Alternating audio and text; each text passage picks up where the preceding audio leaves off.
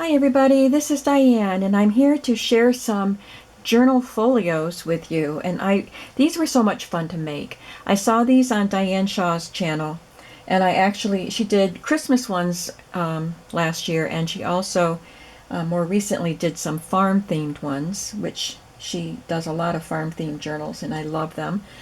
And I actually purchased this little folio journal from her, and I just loved it so much. What a nice concept. And she got this idea from Gi Kerr, who it's spelled G-I and the last name is K-E-R-R.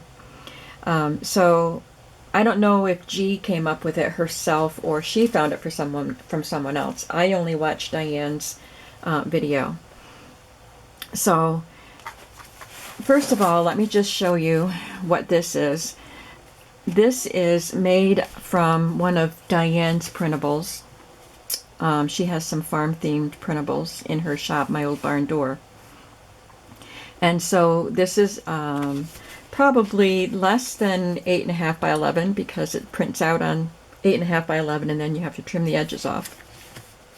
So that was the size of the starting page. And she printed it on cardstock. And I actually thought this was a cardstock pack, because it's just so cute. I love this. So this is the journal. The concept is you have a journal.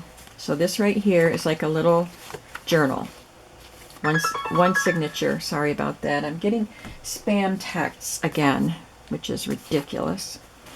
And then on the back you have a folio that just houses some ephemera. And it's just filled with a variety of pages. It's got a little flap, and she used a brad and some twine, so I can wrap this around and then tie the ends together. So I wanted to make some of these, and I wanted to do it with my Tim Holtz Correspondence paper pad with a mail theme. So that's what I did. But before I show these to you, I'm just going to quickly show you how to assemble the journal. You need 2 sheets of paper, double-sided or single-sided. I'm using double-sided because the other side will show, but it can be white on the other side and you can decorate it however you want because you're going to put pockets on it anyway, usually, on most sides. So Diane, in her video, I was following along, and she did not specify sizes of paper, but I knew she was using a printable, so I cut my paper to 8.5 by 11. Let me show you that one. Which one is it? This one. So I cut this to 8.5 by 11 and followed along with her directions and made the journal, and then after that she took a 12 by 12 paper and did it with a 12 by 12 paper. So that's what this one is. The rest of them were made with that. So it's just slightly wider because I cut it down to 8 and then it's 11 inches instead of 12. So, I mean, this is 12 instead of 11. You know what I'm saying? So it's not much difference in size. So that's what this one was. So anyway, I am just going to quickly make one. I ended up with all of these extra pages that I had pulled out, and I cut them down to size. So I thought I might as well, I'll have to make a couple more of these, but I'm probably not going to finish these right away. But I will make a cover. So here's 8.5 or 12 by 12 paper that's double-sided, and I'm going to cut it down to 8 inches in height. And you can make yours whatever height you want. You can leave it at 12 inches if you want to, but that might be a bit cumbersome. So 8 inches by 12 inches.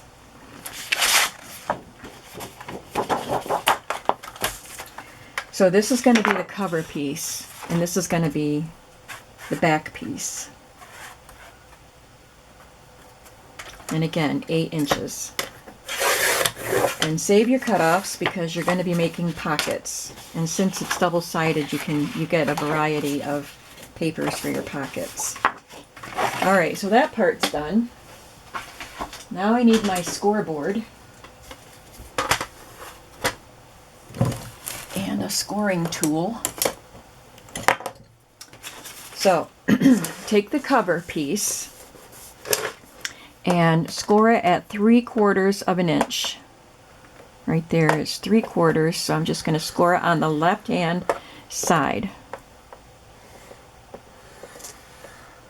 Okay, and then take the back piece and score it at 7/8 of an inch. So just slightly bigger. This little flap will be just slightly bigger than on the front piece. I don't think I need the scoreboard anymore. All right, so we have these two pieces. Fold it back and burnish it.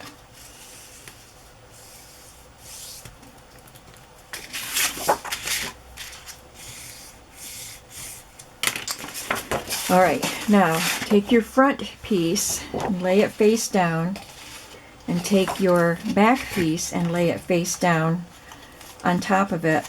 Open out this flap and bring it right up almost to the crease where it's folded here. And put some glue on this little flap. So this is the narrower flap that I'm putting the glue on.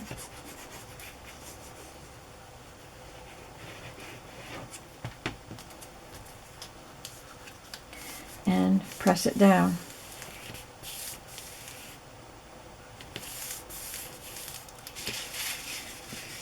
And now put some glue on this side of the flap. This is the part that confused me, so I hope I'm doing it right this time, because I did it wrong. And then just fold this over. There's already a crease here, so just fold that over. And press it down into the glue. So now you have this with these two flaps glued together, and you're gonna fold this over. Let's fold it this way. Fold the front over, not quite to where the this feels a little crooked. Not quite to the edge there. And then this will be the flap. Okay? This will be this little flap. And then you have to fold this piece over.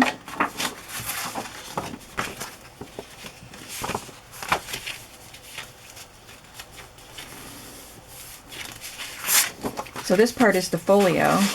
Open it out and fold it in like you did the front cover.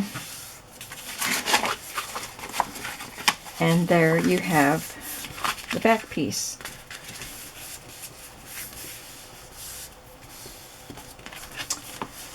Okay, so here is the front of the folio with the little flap. This will have the brad and the tie on it. Open it up, and this will have the journal pages right in here. We will put a pocket here somewhere, any kind of pocket, and a pocket on this page. Then you turn it over this way and open this out, and you have the folio, and you can put a pocket here and here. You could put a pocket here too, but there's enough. It gets pretty full when you stuff your pockets, and the paper that we've used is pretty, so just let the paper shine.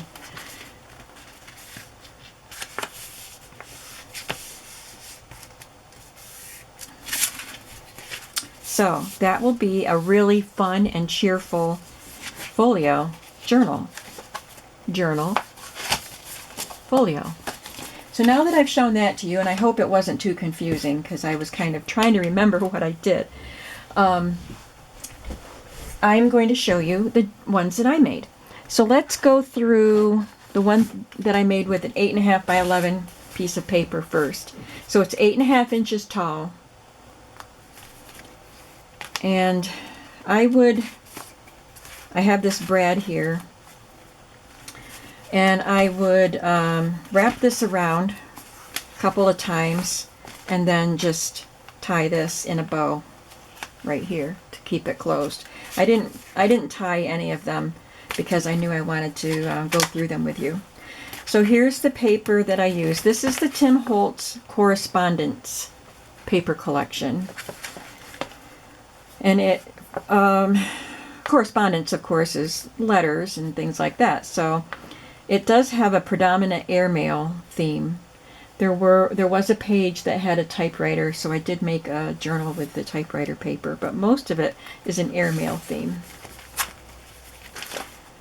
Okay. And here is the pocket that I put on the inside. I wanted this striped paper, but it was narrow, so I added this little postcard piece, and it's all Tim Holtz paper. And I stuffed the pockets with all kinds of fun ephemera. My friend Nancy, who is Wishes and Weeds on YouTube, and I think her shop is Wishes and Weeds Store, but she sent me a bunch of mail ephemera, and much of it she made, and she is so great at making ephemera.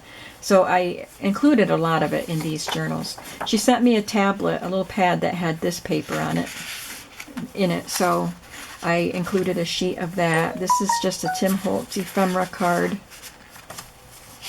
There's a couple of the library catalog cards, the blank ones that I have. A blue index card and a vintage airmail envelope. Very lightweight and fun. This is just a sheet of fax paper.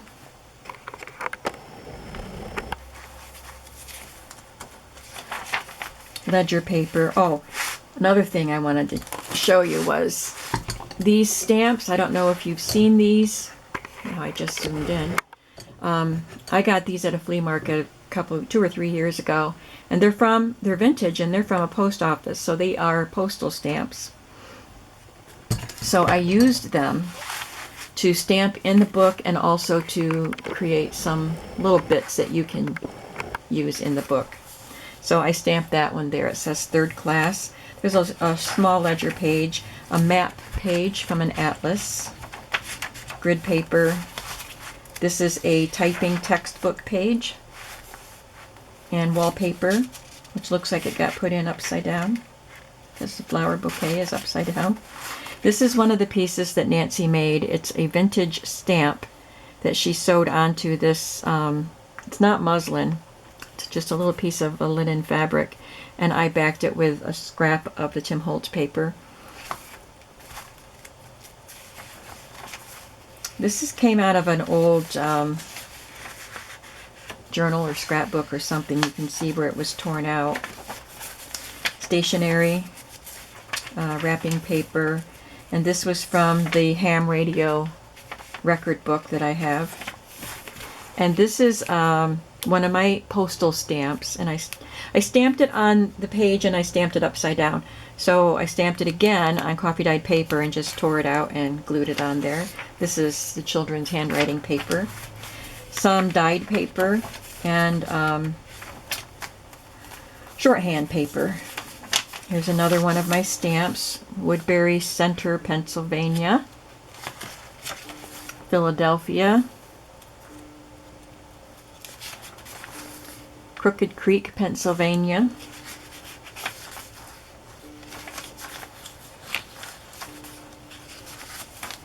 Obviously, they came from a Pennsylvania post office.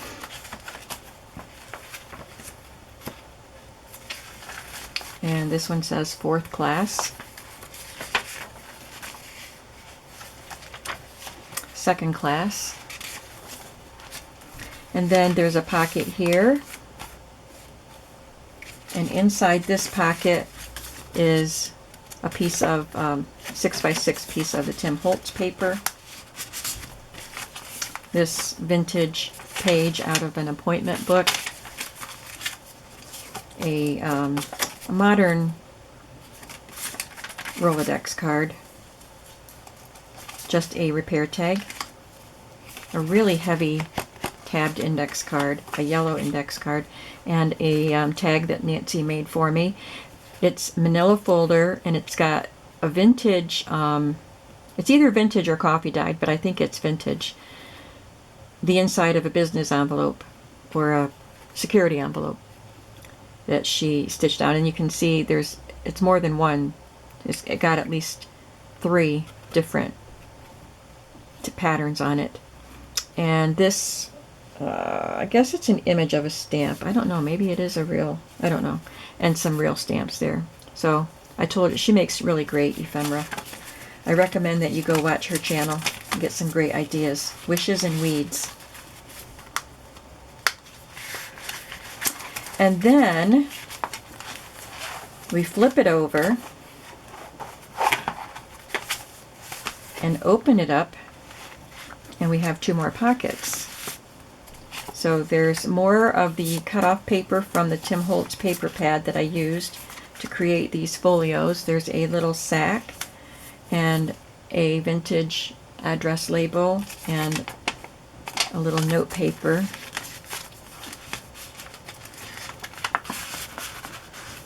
It's raining. It's coming down good now. And on this pocket, I glued down one of the little labels that came with that vintage shipping paper, the craft wrapping paper that I just got at the flea market. If you saw that video, it came with some of these labels, and I added that to it. So there's some more Tim Holtz paper. This is actually the strip cut from one of those fax pages that I used. I'm sorry, I thought they were doubled, and I thought it was fun. In fact, I cut this part out that says message and glued it on one of the sheets in one of the journals, but I just included it in the pocket here. You can use it if you want to. Some little pieces from the Tim Holtz paper.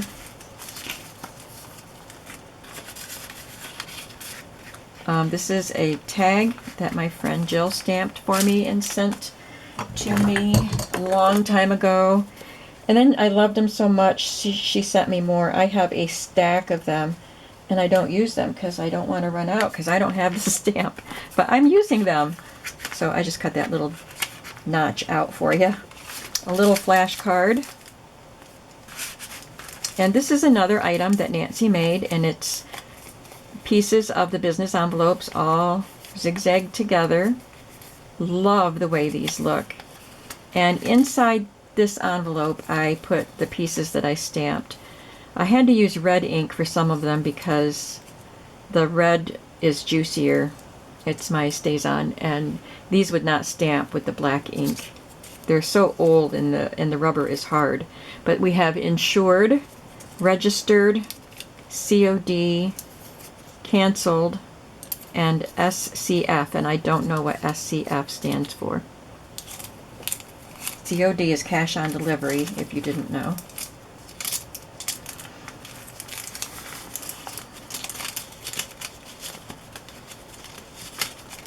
So that's in there. So each folio has one of these patchwork envelopes. Some are different sizes, some don't have a flap, but they all have these stamped pieces in them. There is a vocabulary card, and there's a little glassine envelope that has some little pieces in it. So there's a ticket, 2 tickets, some of the little bits from Tim Holtz ephemera that goes with this set, some small merchandise tags, and that's a digital, I believe. Some airmail tickets, 2 stamps.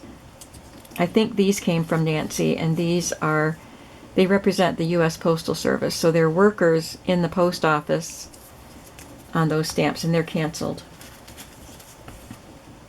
I think they're really cool stamps. I don't know how old they are, but it says 8 cents. Can you hear the rain?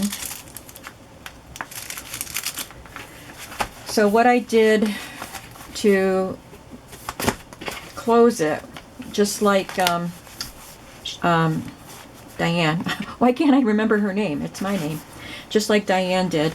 I just used my little paper piercer that I use to punch holes for binding. I just pierced a hole in it. I marked the center, and then I poked the brad through it. Once you get the little hole in, the brad will go through. But I took a piece of my vintage postal twine that I bought at a flea market, and I tied a piece of that around the brad and then poked it through, and I left one piece long enough so that when you wrap it around you can tie it. And I did tie a knot in the end so that it doesn't unravel. Now, before I show you the other journals, and I'll go through them more quickly because they all have the same sorts of things. I won't go through all the ephemera in those. You will also receive a bag. It'll look either like this or like this. And you get an extra piece of the vintage twine because I tied a piece of twine around the bag. And inside the bag are a couple of small pieces of the Tim Holtz Correspondence fabric that goes with the paper that I used. 2 6x6 cards and 2 smaller pieces. So you can cut these up or use them any way you want to in the journal. So you will receive that pack with this and all the goodies that are inside this pack. So I will show you, one thing I need to do is number them because I don't have names on them. They're all going to be in one listing with a drop-down box with a number. So this one that I just went through is number 1. This one has an airplane on the front. This one is number 2.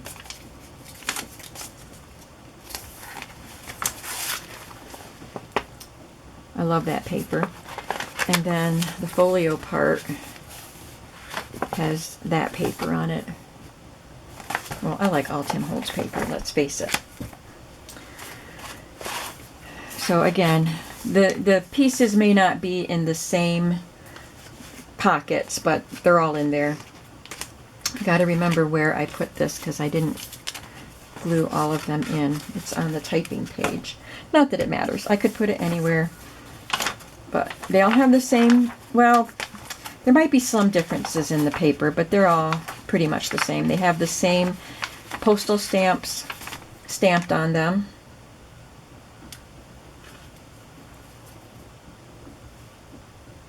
This says, "Letters mingle souls."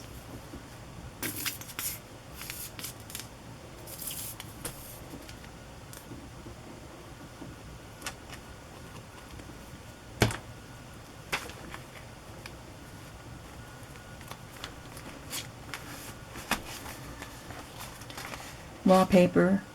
It's upside down too. What's wrong with me?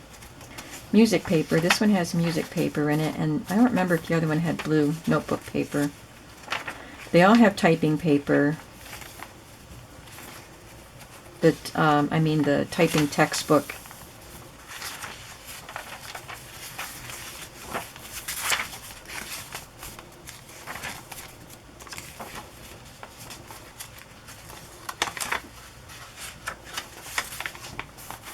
And there's the pocket stuffed full of stuff. And the pockets vary too. Some of them I did as little tuck spots. Some are horizontal. Some are just a vertical pocket. Some are diagonal. You get the little baggie full of stuff. And this is this other type of envelope that she made with the pieces of business envelopes. Look at that one with the maple leaf.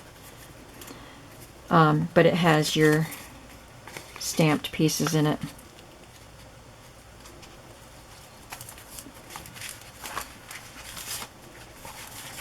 I would love to make more of these, so you can look for more of these with different, not just a postal theme, but I'd like to make some with really no theme. That's a great way to use a stash and put lots of ephemera in it. Well, I'm not going to tie all those. Okay, number 3 has a map on it. For all you map lovers, I'm a map lover. So this one is number 3. I like this side of the page better, but that's how it was laid out. So this side ended up on front. But it's still good. It's still a pretty page. So there's that. The same kind of pages within. There's a slanted pocket on the back. I'll show you Nancy's tag. And then it has the ticket paper on the back.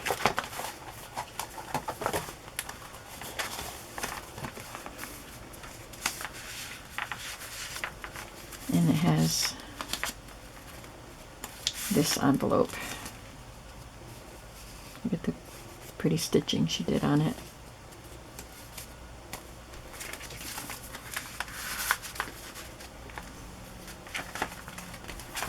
Number 3.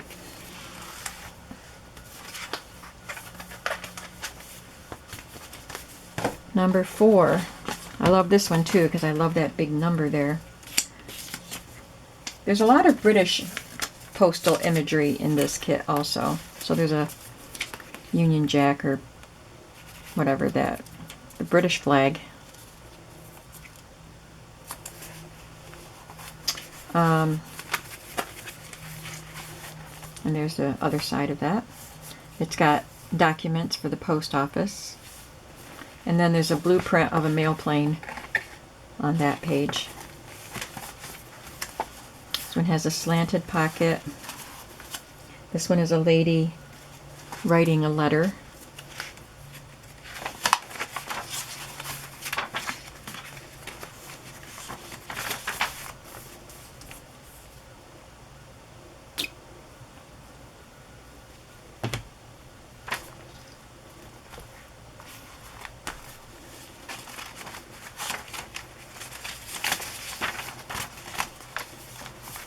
And on the back, there's a piece of the map.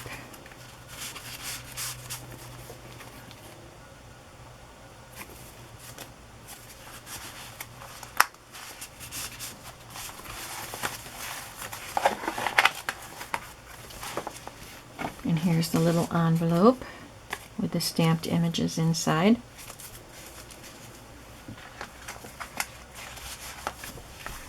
And this one I added these digitals of stamps.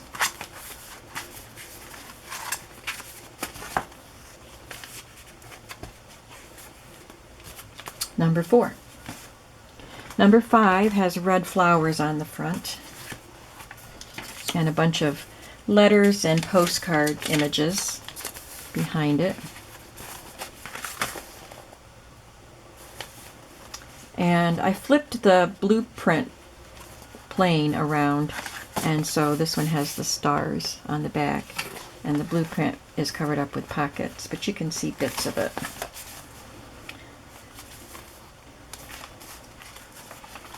There's a wallpaper piece here. Oh, this I need to trim so it will fit in the pocket. It's too big. Stick that out, so I remembered to do that.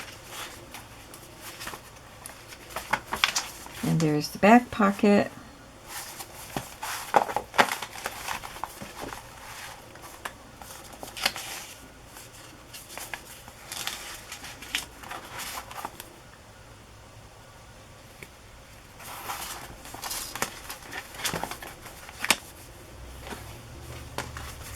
And number 6 is the one with the typewriter.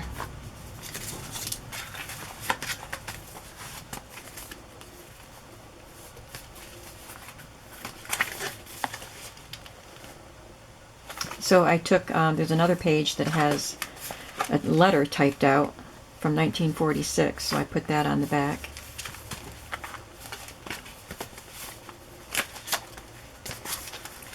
I guess I have to trim that one also.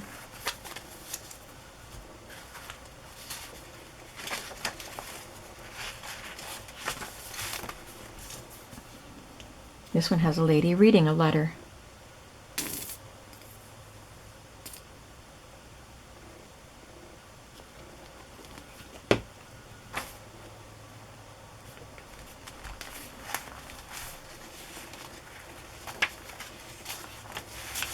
And there's the back.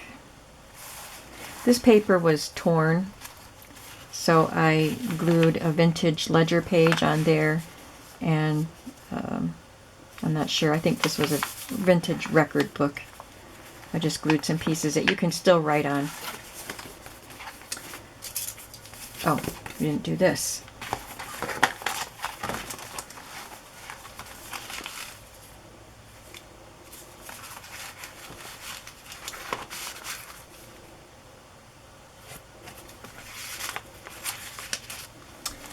And there you go.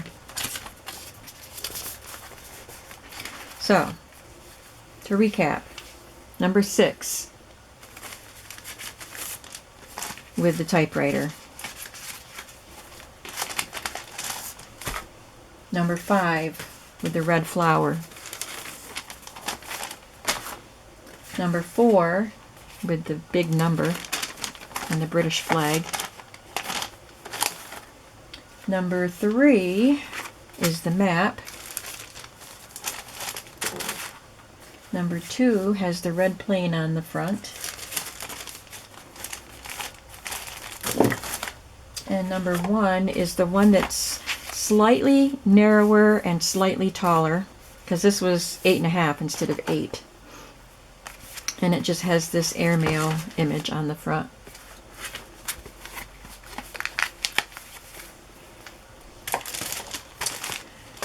And there you have it. Tell me what you think of these. If you'd like to see more of these in my shop. These are ones that I don't decorate. I did do decorating on these just because it was a mail theme, and I wanted to use my vintage postal stamps.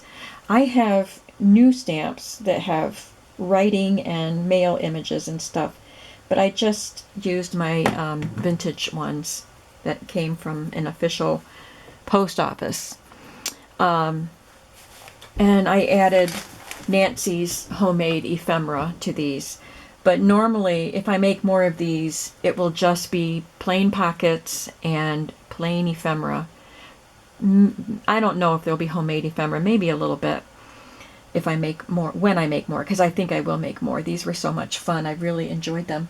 I hope you enjoyed them, and I would love to know what you think of them. And these are in my shop right now. So just go over to my shop and see what's left. There will be one listing with a drop-down box, so you can select the number that you would like. Thanks for watching, and I hope that you give it a try in making them. I'll link Diane's video, and I'll link Nancy's video, or Nancy's YouTube channel, so you can watch her videos and see the great ephemera that she makes. Thanks for watching, and I'll see you again soon. Bye-bye.